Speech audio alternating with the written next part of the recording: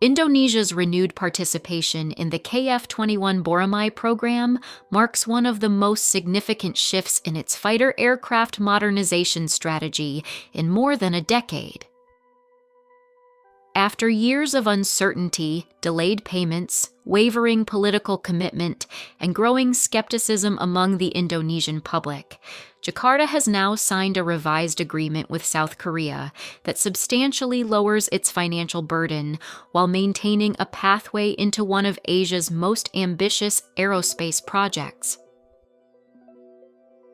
This development has revived debate within Indonesia about what the KF-21 actually represents: a real opportunity to elevate the nation's aerospace capabilities, or a symbolic effort that risks being overshadowed by more immediate procurement options such as Rafale, J-10C, F-15EX, or even Turkey's KAAN. Understanding the meaning of Indonesia's re-engagement requires looking beyond the headlines and examining the strategic logic, industrial implications, and public sentiment shaping this decision. The revised agreement reduces Indonesia's financial obligation to roughly 600 billion won, equivalent to approximately 439 million United States dollars.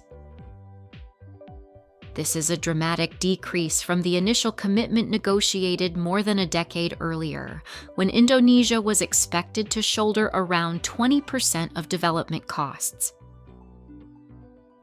For Jakarta, this financial recalibration is a political and budgetary victory.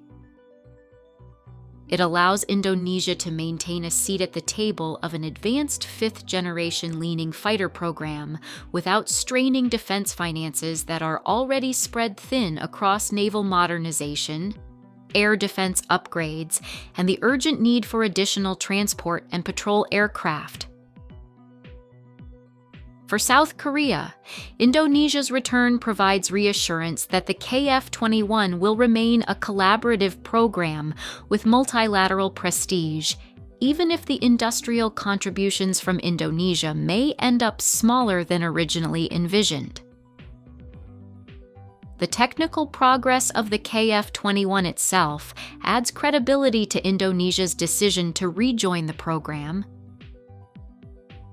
The fighter has completed more than 1,300 test flights, is now entering early serial production, and is on track for Block 1 delivery to the Republic of Korea Air Force around 2026. Its development timeline, despite some delays, remains steadier than many comparable combat aircraft programs worldwide. Korean aerospace industries has showcased an increasingly mature airframe, advanced avionics architecture, and a clear roadmap for later Blocks 2 and the Referred that may incorporate internal weapons bays and enhanced stealth shaping. For Indonesian planners, this progression signals that KF-21 is more than an experimental demonstrator. It is a near-future operational aircraft with considerable potential to anchor long-term force modernization. Yet the renewed agreement comes at a moment when Indonesia's fighter procurement landscape is extraordinarily crowded. The acquisition of Rafale is already underway, with the first aircraft delivered to the Indonesian Air Force in 2025. Discussions around the purchase of F-15EX continue, while the sudden interest in China's J-10C has generated controversy, raising concerns about geopolitical alignment, long-term maintenance dependence, and interoperability with Western systems. Meanwhile, the Turkish KAAN program is being marketed as another possible partner-based approach, appealing to Indonesian policymakers who value co-development opportunities. Against this backdrop, KF-21 does not exist in isolation. Instead, it must compete for political will, financial space, and strategic relevance within a diverse and occasionally incoherent modernization portfolio. This context explains why Indonesian public sentiment toward the KF-21 is complex. On the one hand, many Indonesians take pride in the idea that their country is involved in a major aerospace development program.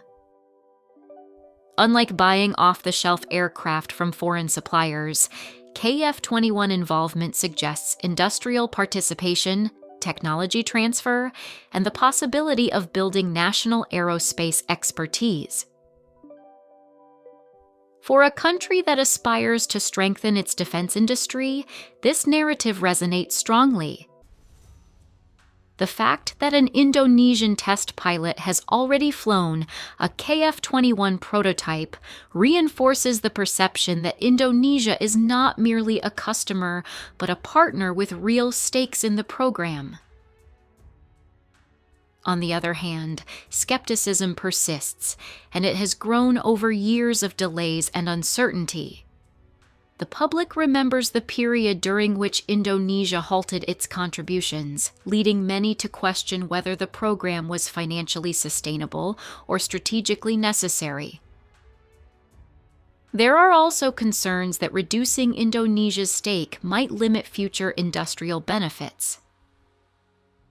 Some analysts and commentators argue that the country may end up getting fewer returns than originally promised, receiving only modest technology transfer or limited opportunities to assemble components domestically. Others contend that Indonesia's defense procurement strategy has become too scattered, with too many different aircraft types under consideration, creating logistical headaches and long-term maintenance costs that may outweigh any short-term political gains. A separate layer of skepticism arises from geopolitical considerations. South Korean analysts have previously expressed concern over Indonesia's diplomatic interactions with North Korea, raising fears about potential technology security breaches. These perceptions, although often overstated, have nonetheless influenced the debate and complicated bilateral trust at certain moments. The revised agreement, however, signals that both sides believe these issues can be managed within an appropriate legal and technical framework.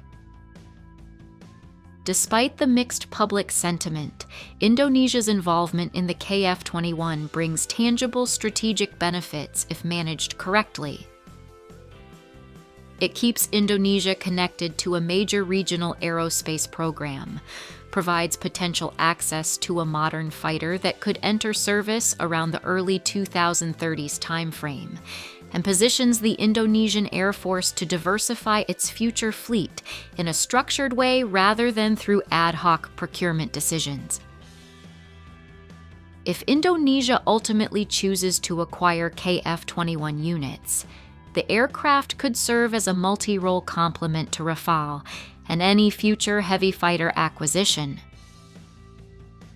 Moreover, retaining participation in the program allows Indonesia's aerospace industry to maintain relationships with South Korean partners, which could facilitate technology transfer beyond the fighter program itself.